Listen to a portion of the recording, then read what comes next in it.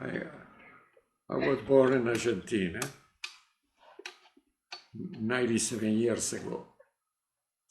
And my father was Italian. My mother was from French family. And I studied medicine. I graduated. My father, some people want to be me a politician. And but I decided to be in the medical school.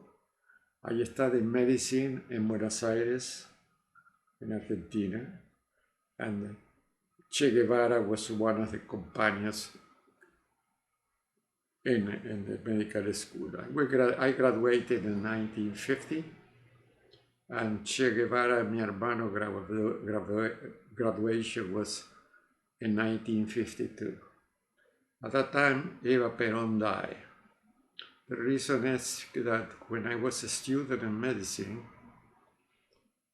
they start to control President Perón, and the wife was Eva Peron. And one day, the professor that I admired in the medical school was expelled because he was a Jew. So myself with another people, we organized to take the building and protest against the dictators, the building of the medical school of Buenos Aires. We took the building, the police and the military men came the following day and put all of us, 200 students in medicine, in jail. We were in jail for 1 month. And then we get the liberation due to the Eva Peron, who was the wife of President Perón. At that time, Perón started to be controlled by the military, who were very anti-Semitic. And so we went in jail again, the second time, when the dictatorship refused to recognize the state of Israel. The second time, Eva Peron again freed us. 1 year later, Eva Peron died in the hospital that I was working. Really, everybody cried. Eva Peron was an amazing woman. In the year 40, he pushed many laws to pass, and the billionaire that made millions of dollars with the oil produced in the south of Argentina, he decided to pass a law in which part of that money go to the poor country, poor city, education for children, and free Medicare and Medicaid, similar to what some people are asking now. Eva Peron died, and Peron has to escape to Spain because the dictator controlled everything. And was really terrible. One night, my chief of surgery, which below the picture of your father, called me and said, Tito, you go to jail again, maybe something will happen to you. Because what they call the Condor Operation started to work at the beginning at that time. Condor Operation was the dictatorship of Argentina related to the dictatorship of Bolivia, Chile, Uruguay, and Brazil. And if anybody escaped, they grab you, return to Argentina, or they kill you as opponent to the government of Argentina. He said, Tito, I will get to you the position as a surgical resident to learn cardiac surgery, which is at the beginning in France. So he get for me 4.5 years a contract to go to Paris to learn cardiac surgery. I had to wait 1.5 years for the contract to start. One doctor from cardiology of Providence said, Tito, why don't I spend that year that you have to wait? And in Philadelphia, I know Dr. O'Neill, who started to do cardiovascular surgery. And I say, okay. So I get a position with Dr. O'Neill, and I came to Philadelphia. I was ready to go to France when one day, emergency room, they called me and say, Dr. G, they used to call me Dr. G. There is a lady from Argentina, which is a study in the University of Pennsylvania. It has a foreign body in the eye. I went upstairs, I removed the foreign body, and I fall in love. I say to her, I'd like to marry you 3 times. She said no. Well, 1 month before I was ready to go to France, I have a call one night. It was Elsa. He said, Tito, you go to Paris next month. Do you like to have breakfast with me in my apartment? Ha! Sure. I hung up the telephone and was not able to sleep that night. And the Philippine guy that was studying cardiology, I was in the same room as myself. I say, what I can bring for breakfast that Elsa invited me? He said, well, in Manila, we bring fruit. And I say, well, who can buy the fruit now? Everything is closed, it's 10 o'clock at night. He said, oh no, I have a big watermelon in my closet. He gave me a watermelon like this, in a big bag. At 7 o'clock in the morning, I arrived to the apartment of Elsita. I knocked the door, and a sleepy Elsa opened the door partially. I say, what do you want? I say, you invite me for breakfast. I invite you at 10:30. It's 7 o'clock. And she said, what do you carry in that big bag? A watermelon. She started to laugh. And she said to me, are you crazy? When a lady from Argentina say to you, are you crazy? And smile, that's it. That morning she said, okay. I said, well, how about if tomorrow we go to the Episcopal Church next door, we marry? He said, are you Episcopalian? I know that you were Catholic. Why you want to go to the Episcopalian husband? And I said, because the Catholic Church is very far, and maybe in the way over there you change your mind.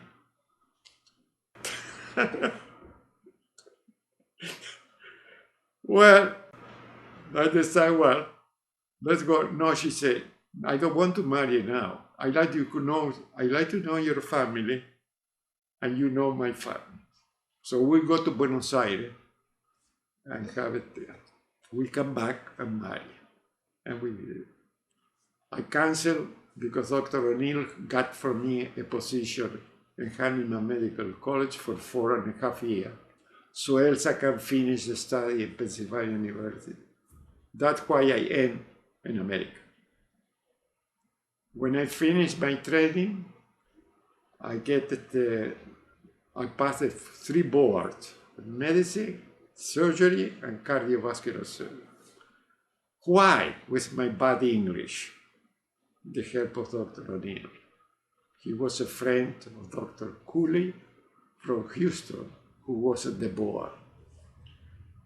Because my English was so bad, I explained to the patients with many drawing, and that I start to be crazy for painting and drawing and everything. And help me. I have 3 partners. We opened an office in Hartford, Connecticut, and Elsa became a professor in Yale.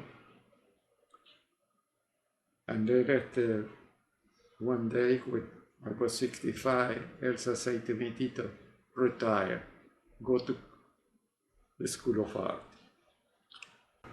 I say, Elsita, we don't have enough for retirement.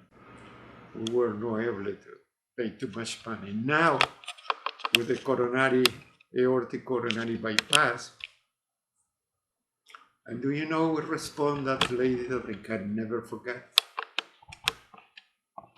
Tito, we have enough. I don't like to be a rich widow. I need you. And he embraced, crying. The following day, I go to Rhode Island School of Design and become a student. The reason is because I lost my 3 partners before they reached the age of retirement.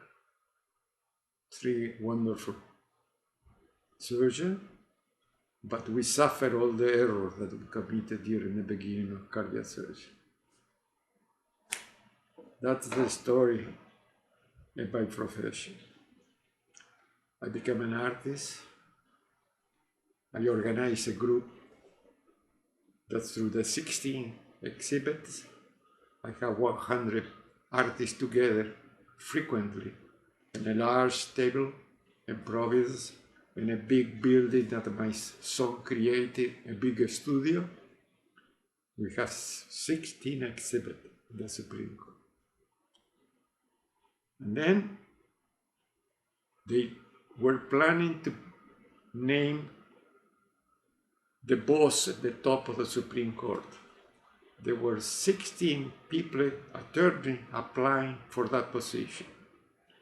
With Elsa one day said to me, Tito, do you know why Judging Deglia want to put paintings in the gallery of the Supreme Court, in the different buildings? Because he said those walls absorb so much pain. A judge that said that? We sent a letter to Carcieri, the governor of Rhode Island at that time, and he was elected at the top of the Supreme Court. That's why there's a friend that called me every year, Judging Daily. So, that was my story. And now I am 97. The cancer came back in my spine after I lost Elsa. And I know that at 97, I try to help to pass the law in this state for no suffering with medical control. That's why I am helping Berkowitz in different meetings. Like the last Monday, I went to the library, there were hundreds of people about the speaker that is coming next month to meet me. The reason that the speaker come is because the father committed suicide at 82, and the best friend of her committed suicide because she was 90. The father was 82. She was 90 and has all the adversity that I recognize now when you get older. Not only the cancer, but the adversity of malfunction. She will come here next month because the 2 people didn't die from cancer, but they decide one to commit suicide, bought a gun.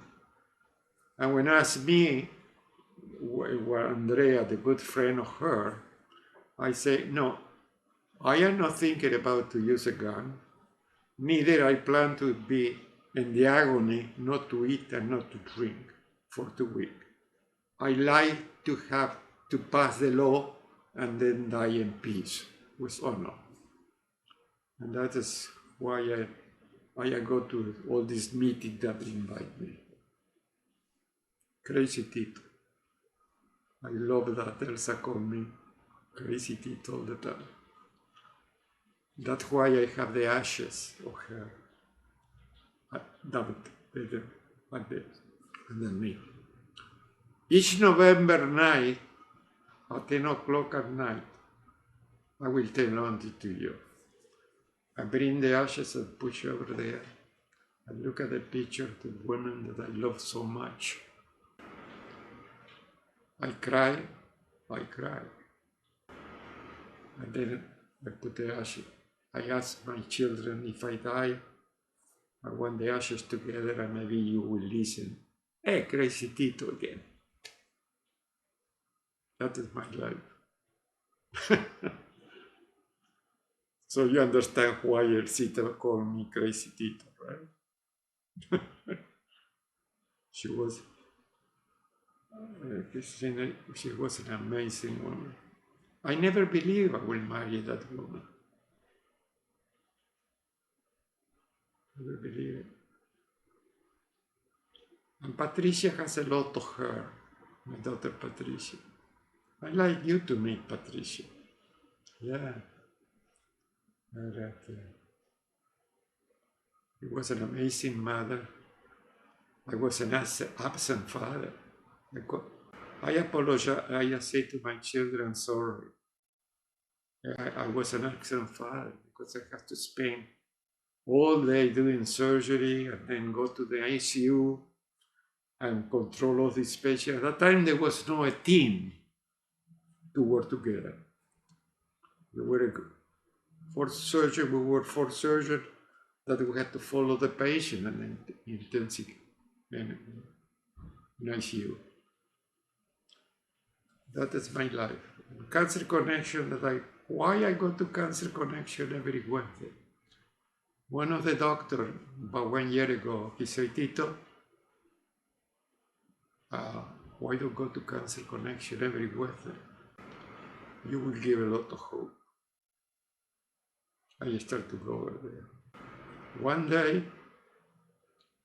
at the end of the conversation and everything, everybody stand up and embrace each other after hear the pain due to the cancer that is developed in all these people. And that pain put all people together. One day, a very young guy, 51, he said, Tito, welcome under the umbrella of death.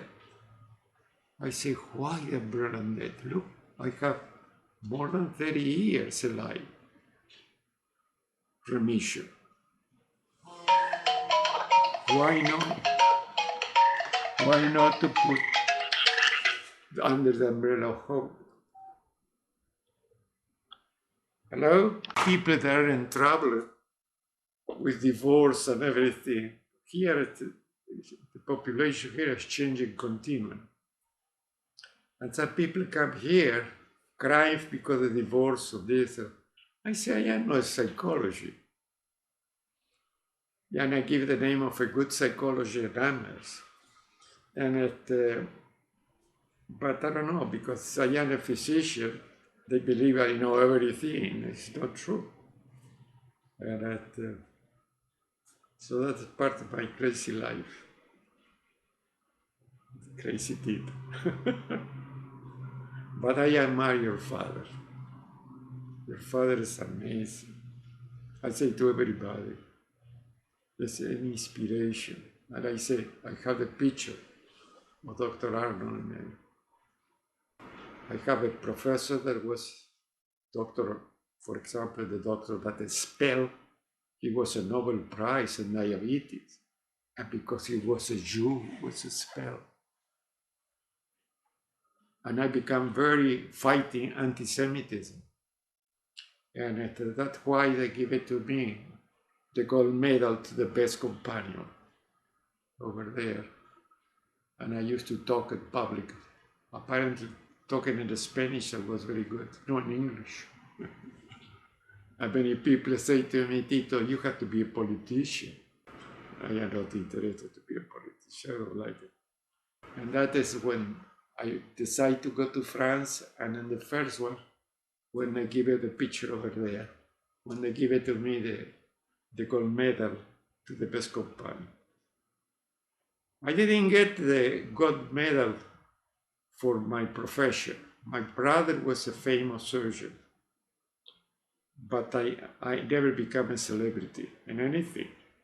Maybe because I am mediocre, I am living 97. I told your father. I told your father, maybe my brother was a celebrity in surgery, pediatric surgery in Buenos Aires, and then in Europe.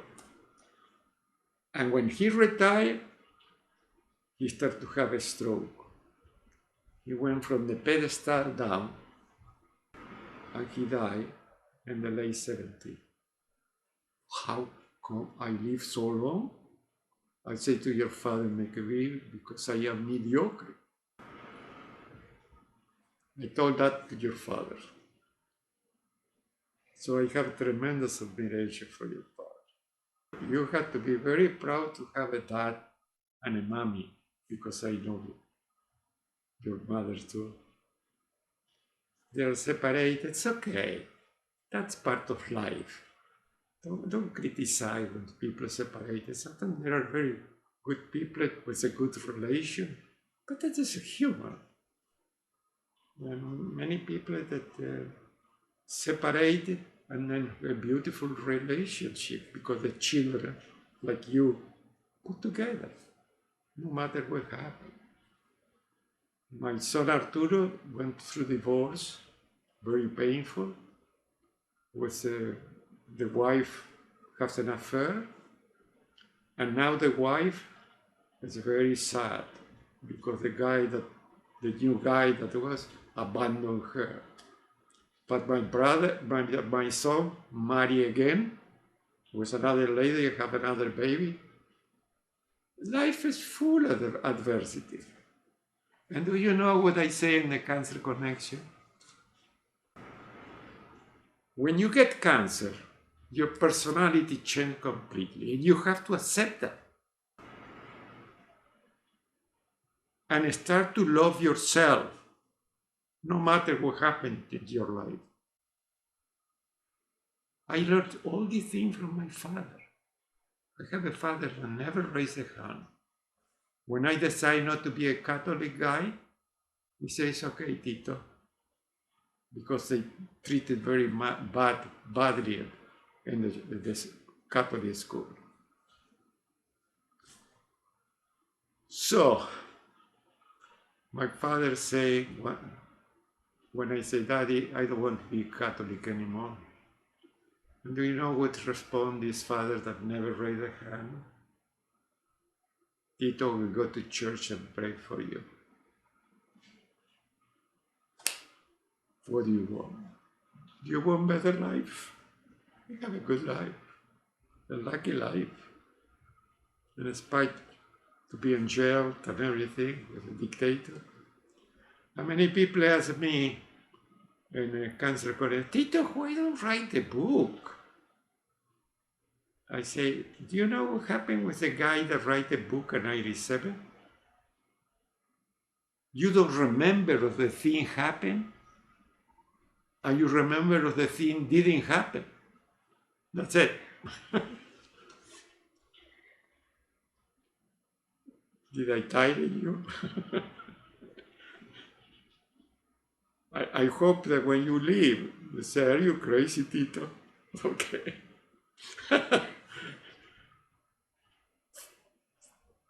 Have enough photography. Can you talk a little bit about dancing with Elsa? Well, she was very good. I was very bad. I pressed the foot many times. And when I was very jealous when she danced very well with another guy. But Elsa danced tango very well. And your father now, each time that I go to the gym, put Piazzolla, because Piazzolla is a tango that I dance with Elsa in Paris and Buenos Aires, and bring me the memory so I can move with the sound of the music. And your father is amazing. So as soon as he see me in the gym, he ran and put Piazzolla. That's why my love to your father is an amazing human being.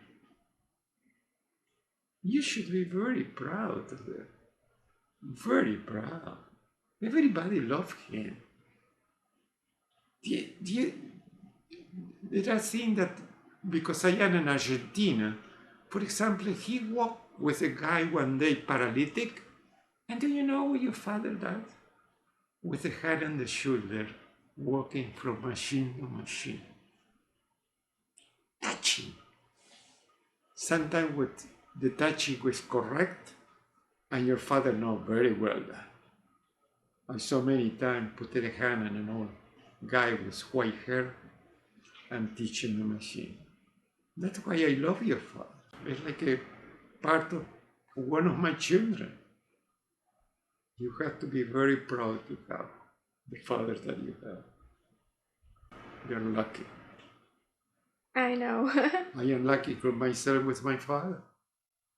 My father said, and in the open writing in one of the book of your father, I mentioned what my father teach me. Tito, when you see something beautiful, don't remain silent. And I put for a work in the book of your father. And I asked to my father, Daddy, what happened if I see something wrong? And my father said, Tito, again, don't remain silent. I went to jail twice.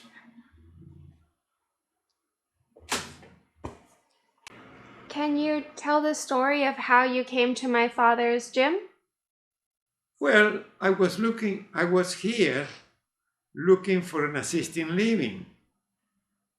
And suddenly I developed very severe cervical pain. And Patricia said, Daddy, you have to see this at Dr. Arnold in a building where you put all your painting. And I came, and I went to your father that morning. He examined me, we talked to me, and he said, well, you need some extension, cervical extension. He did it. And the pain disappeared. I was with the same pain in my general hospital with a neurologist. And the neurologist and the dietitian, do you know what they say to me? Don't eat any more chocolate. I say, I love the chocolate. So they give a medication, didn't work. But I went to your father, did a cervical extension with very careful way, and then he teach me what machine to use for balance and this and the other. I was really, really impressed. And I followed that. I told the owner, I'd like to stay in this building because we have downstairs, we have a gift of this community, Dr. Arnold. And that's why I am here. About 5 years now. Due to your father. That's it. And I say to everybody that. And that's why one of the patients at Cancer Connection came here and I told him, and he went and now your father do massage to him and everything. And he started to do, because they give it to me 2 options, because my cancer is growing in my spine. And the 2 options, I get all the information, and I don't like to have that type of treatment. For example, they put a radiation material they call radon-223, destroy your bone marrow.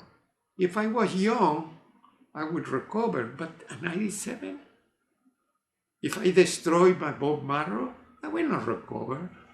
So my life, at the end of life, what I want is quality. I am not interested to reach 100 and have a big party and that. No, I want quality, and that's why I am fighting to pass the law. Crazy Tito? Yeah.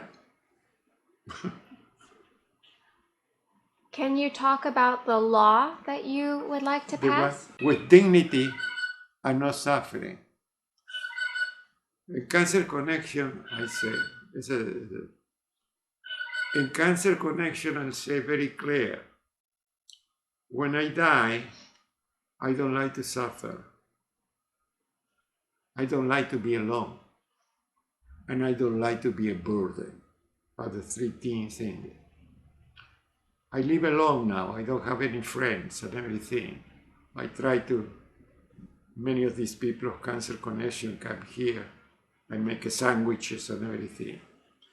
But I am reaching the point maybe I have to go to assisted living. But my problem is the gene of your father.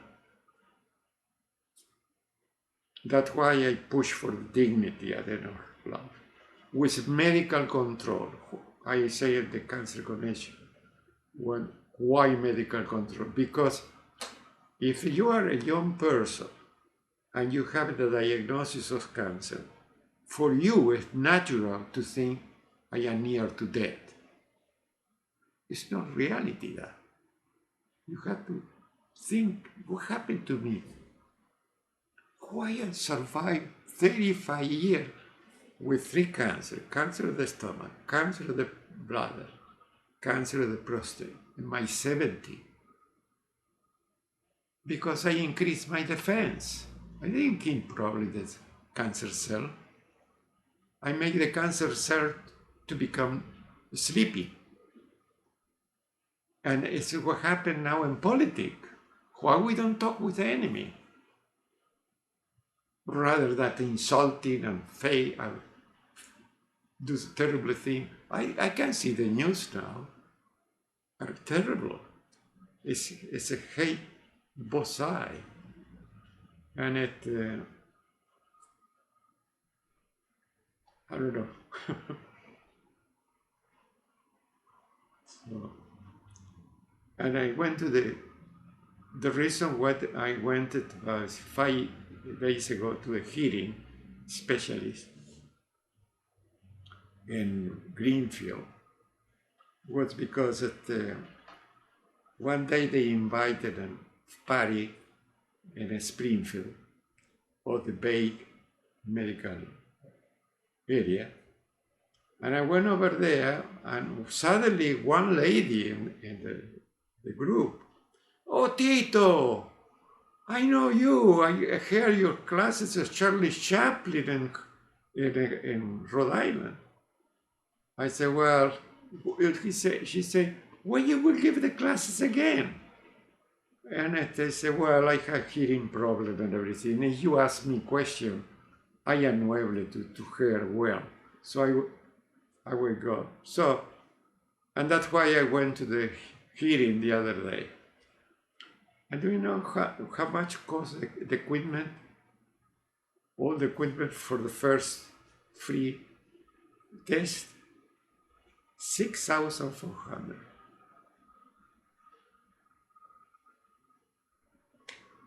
So, I don't know. I have pain. I have a meeting with my oncology on the 7th, see if I need radiation or not, local radiation. But sometimes I get up at night with discomfort. I know I have a metastasis in the pelvic, in the external part. But I have a good life. Yeah, I like to have all the treatment that I can and not suffer at the end. That's why I try to help Berkowitz with a person, the director trying to pass the law. You know him? Yeah. The director tried to pass the law in Massachusetts, like in Vermont. And do you know how they passed the law in Oregon? Due to 2 women. The governor and a nurse that wrote a beautiful book, is to be strong at the end of life.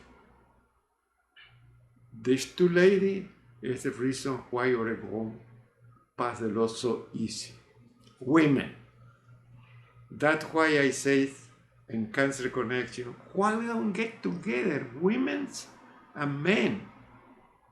No, there is a group of men, a group of women, but it's different.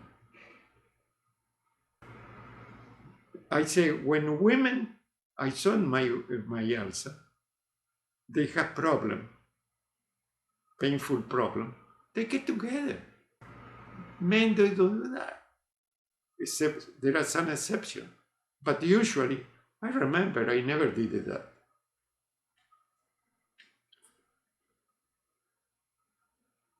Crazy guy? Yeah, it's okay.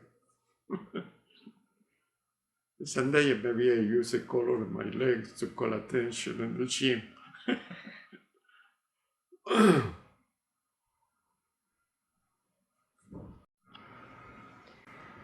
Could you talk about Charlie Chaplin? I explain it because Elsa explained to me, because Elsa was very good in 5 languages. And when some Nobel Prize, like Garcia Marquez from Latin America, she was a translator from the Spanish to the English for the people. And one day she said to me, Tito, let's go to get all the movies of Charlie, the last 8 movies of Charlie Chaplin. I ran, and that's when she started to be sick with the ovarian cancer. I ran to the place in Weatherfield, and I bought the 8 films that she wanted to see with me. We saw the film together, one each time. She explained to me what to see. And Chaplin was one of the most intelligent, creative artists that never we had. For example, and I associated that too. There is a movie they call The Kid. As a father, Charlie Chaplin was a lousy father. He had children with the first marriage and abandoned the children. He made the kid a tramp in the street, pick up a baby, and become a father that he never was. Charlie Chaplin. In the studio, he was very rigid during the filming. For example, City Light, the blind lady that sells flowers. Well,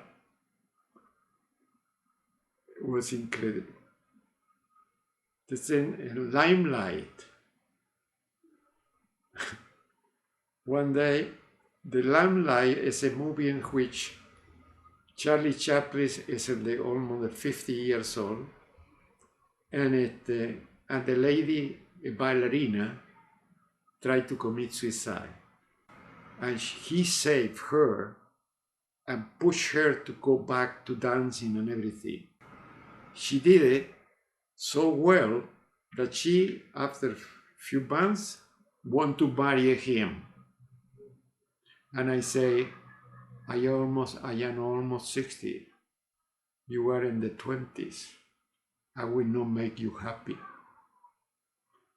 And the journalists say, and you marry this lady, Ona O'Neill, which is almost 25 years younger than you. And Chaplin, the answer was Chaplin. Well, at my age, I know that I will need a nurse. Chaplin was amazing. When Churchill came to America in an interview for the Second War to talk with Roosevelt, do you know the first question that when I can see Charlie Chaplin? Because Churchill was so good in answer questions like a Chaplin. When Mary Astor, the leader, one of the leaders in England, said to him, do you know, if you are my husband, I will put the poison in what you are drinking. And the answer of Churchill looked like a Chaplin. I will drink right away.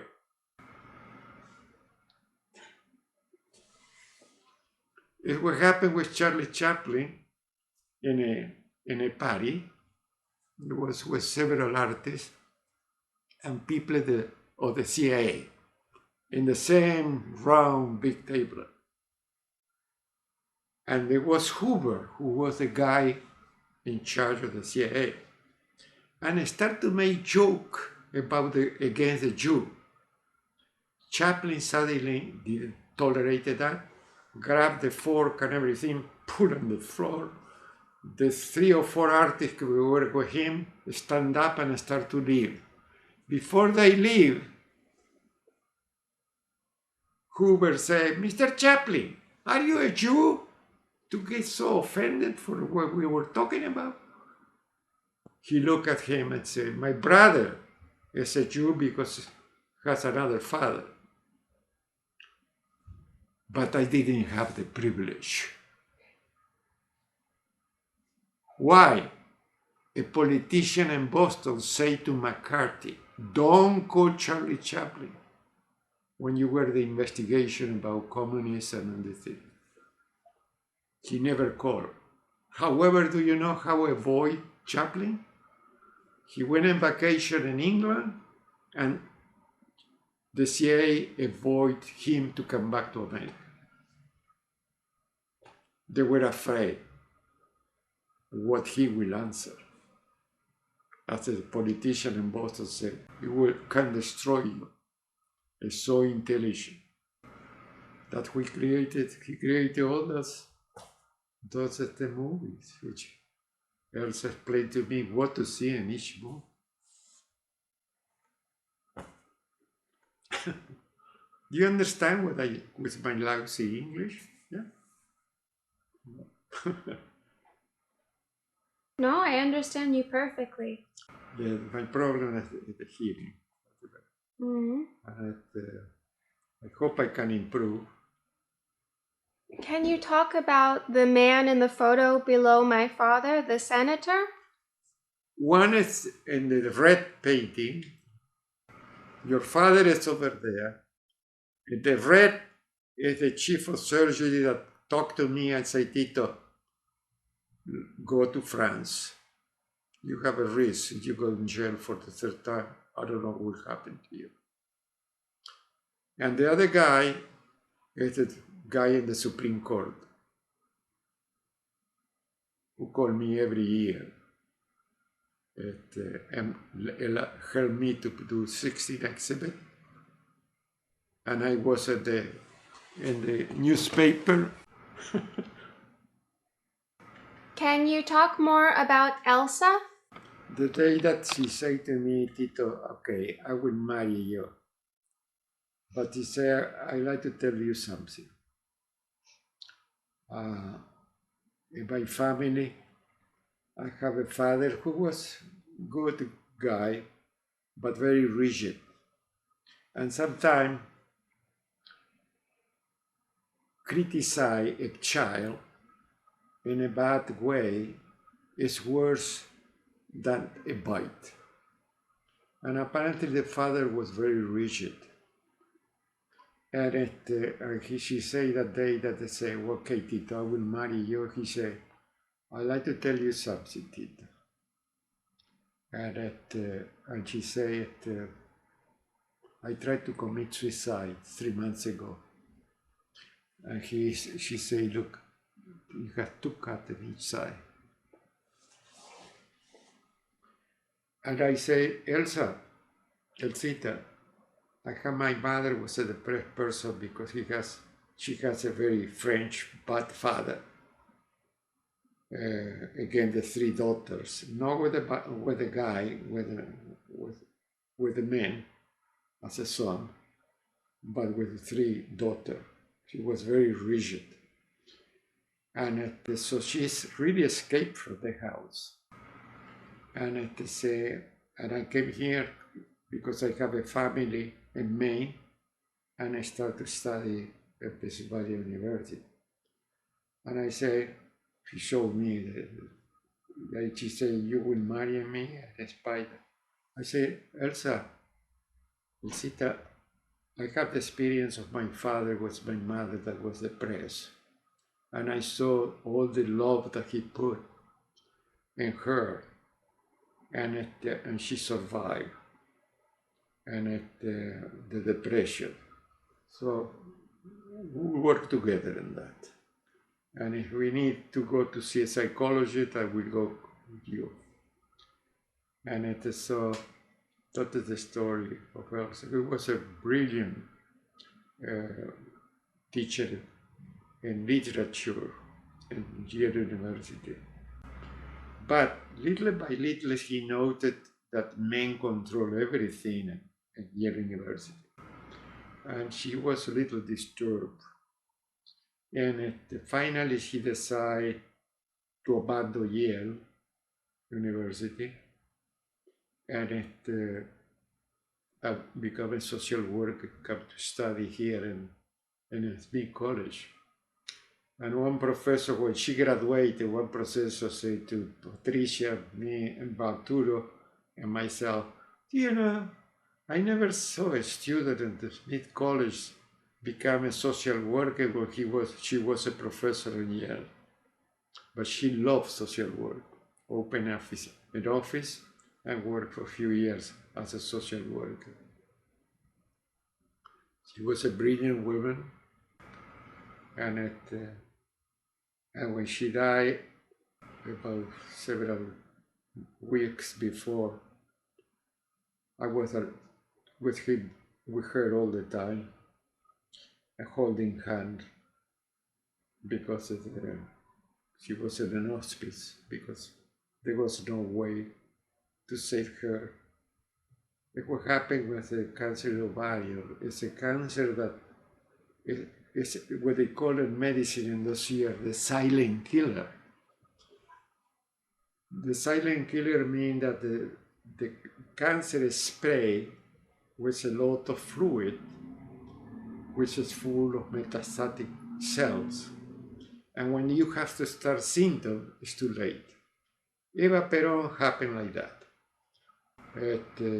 Eva Peron has a cancer of the body. However, she started to develop symptoms, and the guy that is the minister of health in Buenos Aires, he was the doctor of her, and he believed this was a problem of appendicitis. He recommended surgery. He was a surgeon, Dr. Ivanisevich, removed a normal appendix, but didn't put any attention the amount of clear fluid that was in the belly. That means, so did improve, and they consult my chief of surgery, Finocchieto, who became the doctor of her and made the right diagnosis. The reason is the Ivanisevich didn't do the pelvic examination, vaginal examination, because it was the wife of the president. But Finocchieto did a pelvic examination and told Perón she has a cancer of the ovarian. Perón said, what do we have to do now? He said, well, there is a doctor in New York. What's the name? Anyway, that is doing a very aggressive type of surgery for cancer, radical dissections and everything. Perón immediately sent an airplane, and this doctor came to Buenos Aires and confirmed that it was an advanced cancer, like a Dr. Finocchieto reached the diagnosis. That we used to call at that time the silent killer, the ovarian cancer.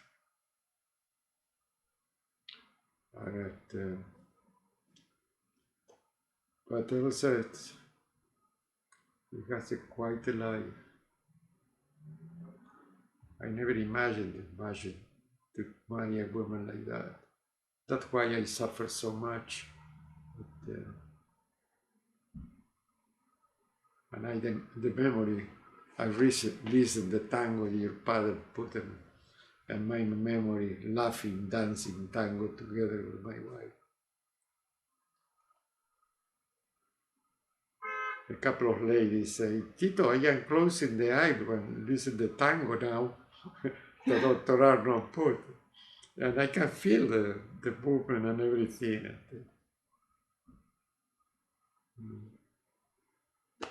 That is part of my life. That's like a good life. Adversity comes, no matter who you are. But I like it, your mother, I like your father, and adversity comes. But Vicky, I talked with Vicky several times. It's a wonderful person. and your father too, but you have to be in between and enjoy both. You're very lucky. You're very lucky. Like I was with my father. Not many people are very ruined their childhood. No divorce, no. But sometimes the divorce created the children a security, holding and see the respect of each other has, which I can see in your parents. The respect.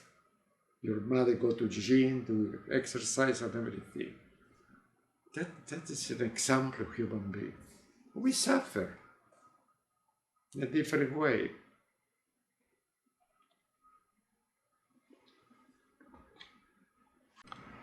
Where did you grow up, Tito? Oh, Balcarce. It's a city south of Buenos Aires. And the interesting thing, there are a lady that come from the same area, and I don't have any hearing problem with her. It's the Spanish, and I have problem with the English. One doctor once said to me, maybe ask to the guy that will treat you about your hearing, what is the difference with two languages? Why you understand so well and you don't need any hearing help when you are talking with a lady from Buenos Aires or Balcarce and in English? So I have the impression that the hearing doctor that I saw recently doesn't have any idea about the different language, how affect the hearing.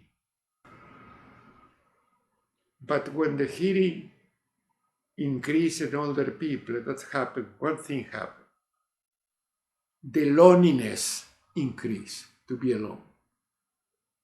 Because you don't hear well and you start to become separated from the people that are talking because you don't understand.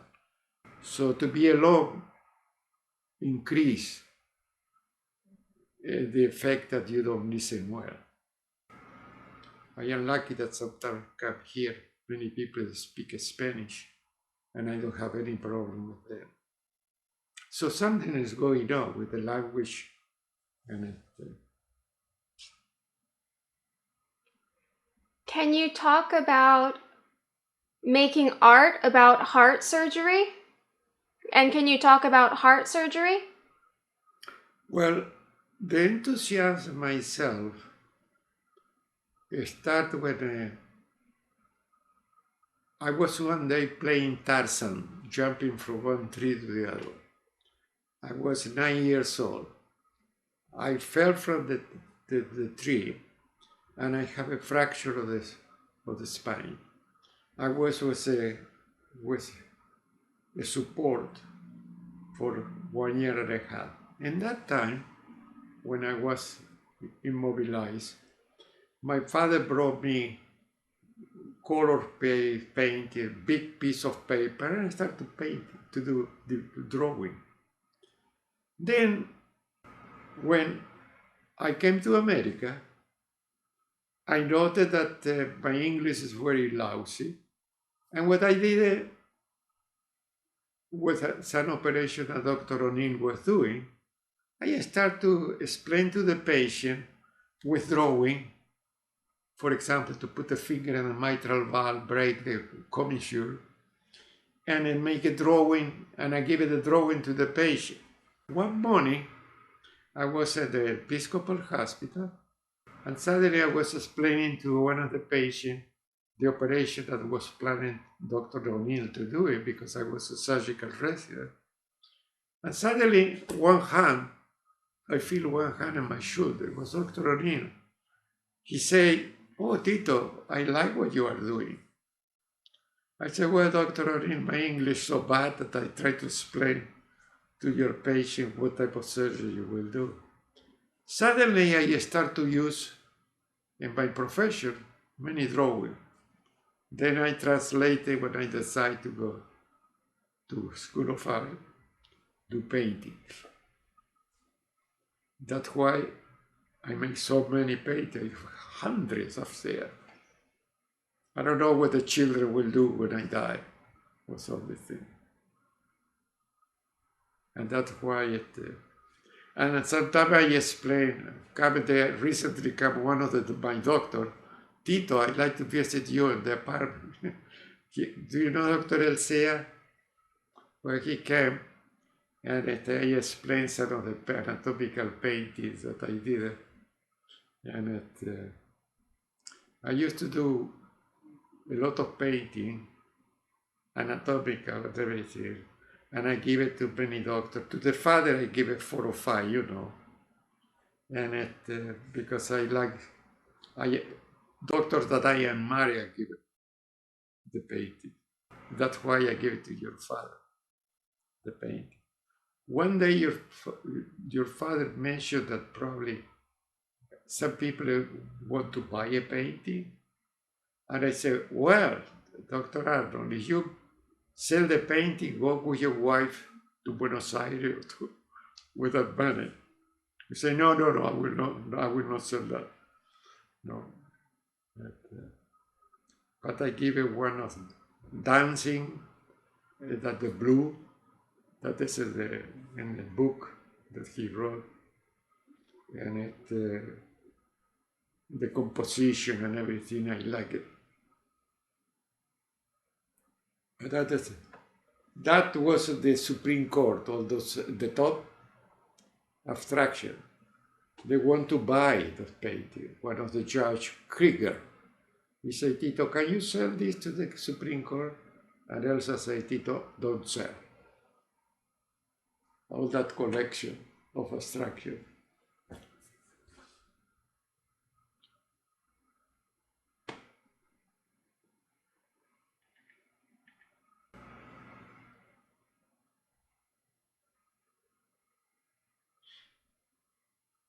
With the first cancer that I have, it's a stromal tumor.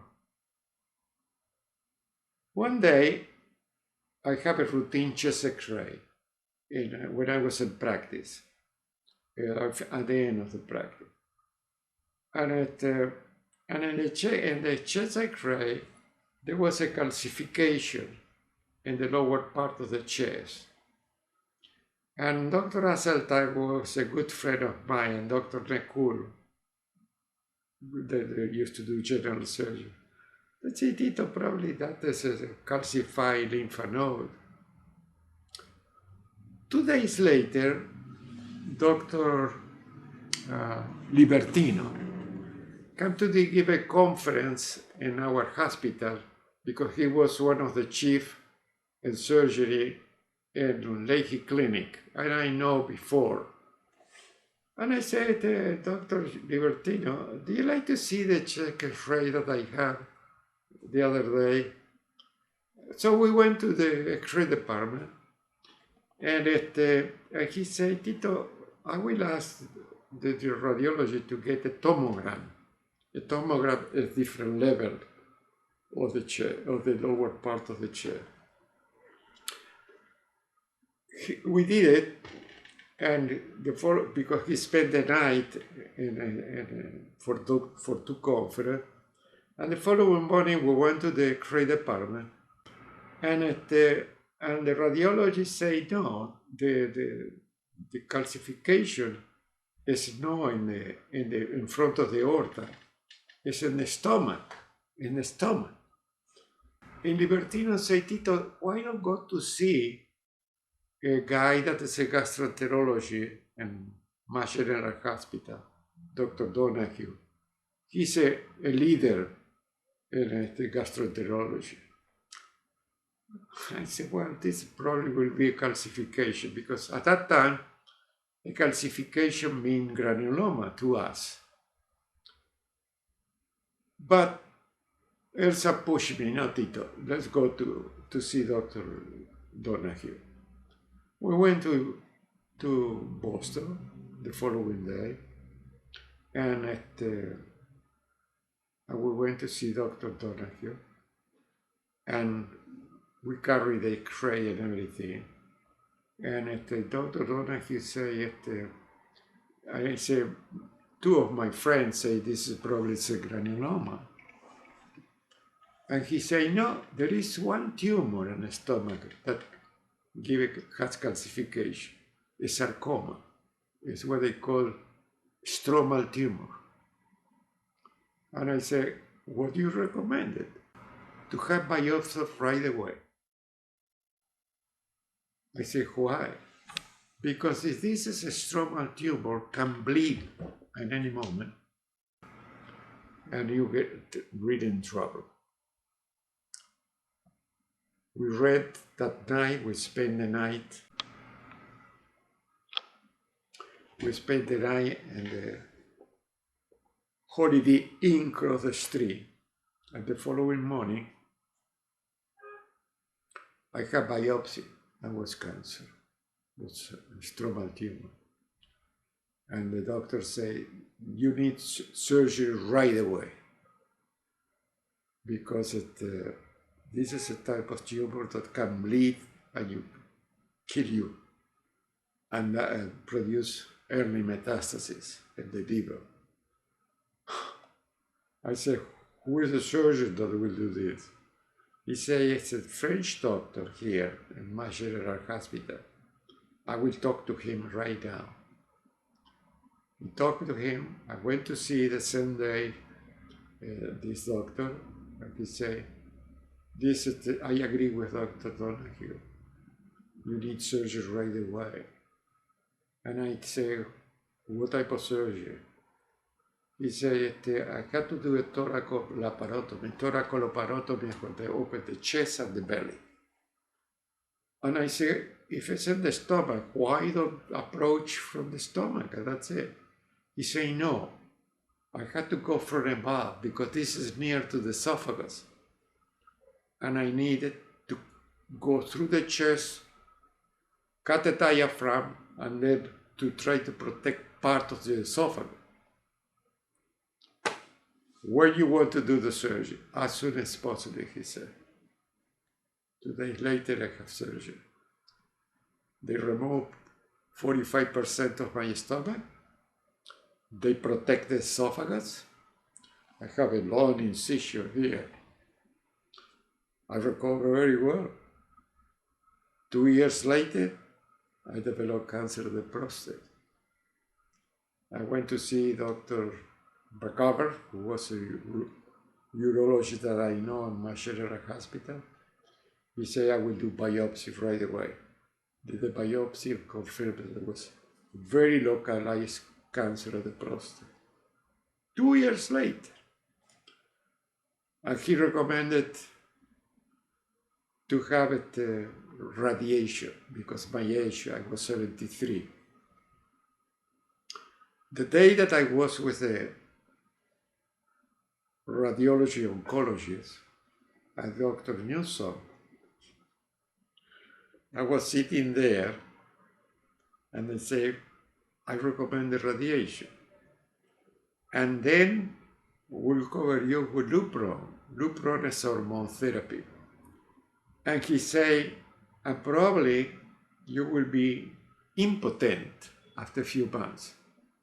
When I heard that word impotent, I look up Elsa. Elsa was laughing. And Dr. McGovern, I never forget what your wife said. That was Elsa. I look at her about that word impotent, and she said to me with a smile, what a relief, Tito. Dr. McGovern never forget that. That was Elsa. How you can forget that word? Well, I was 75 and developed cancer of the bladder. Dr. McGovern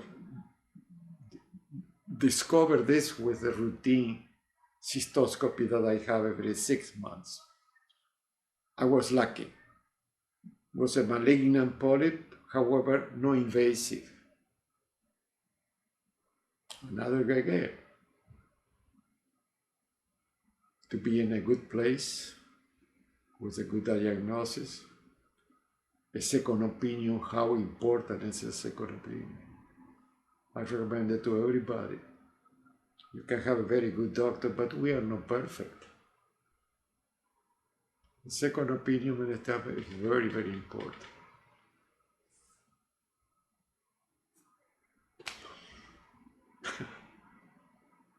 How I can write a book with so many problems.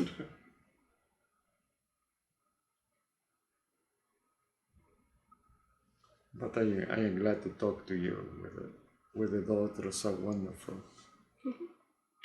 I imagine if your father was a doctor, it would be amazing. A medical doctor. Mm-hmm. It would be amazing. Look, he's 72 now, or 71. Almost 72. And you can see him.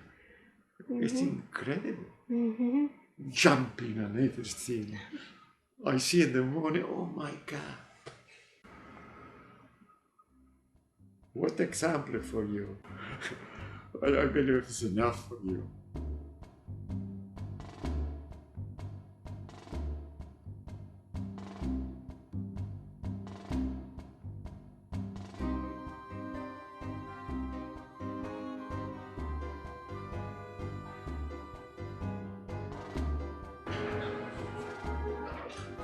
Good. My dear lady, do you try to increase the ego of this old guy?